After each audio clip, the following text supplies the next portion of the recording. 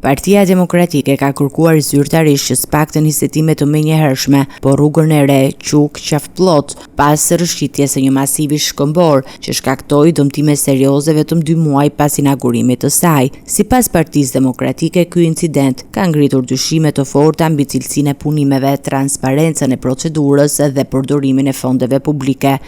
Pas rrëshqitjes së skarpatave dhe dëmtimit të rënd të rrugës vetëm 2 muaj pas inaugurimit, mediat raportuan se kompania 2T ka nisur punimet për largimin e masivit shkëmbor, ndërkohë që ende nuk ekzistonte një kontratë e lidhur dhe e njoftuar e tillë në sistemin elektronik të prokurimeve. Edhe më shqetësues është fakti se rruga është hapur pa procedurën e kolaudimit. Ligji është i qartë, asnjë vepër infrastrukturore nuk mund të hapet për përdorim pa u certifikuar më parë cilësia e punimeve.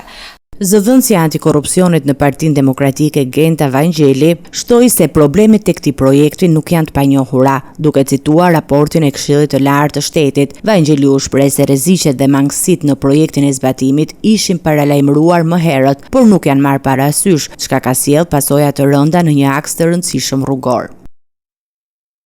Partia Demokratike kërkon nga SPAK të nisë menjëherë hetimet për këtë aferë të rëndë korruptive, të identifikojë dhe ndërshkojë përgjegjësit, si dhe të garantojë llogaridhënie për miliona euro të shpërdoruara dhe për rrezikun e madh të shkaktuar ndaj qytetarëve.